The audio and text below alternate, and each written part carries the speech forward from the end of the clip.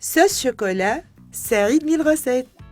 ناخدو الكاسرول متاعنا نحطو فيها الكاكاو اون بودر سعيد من الغسيل، نزيدو السكر، الحليب بالماء، هذوما الكل نخلطوهم مع بعضهم ونحطوهم على نار هادية لين يهزو غلوة.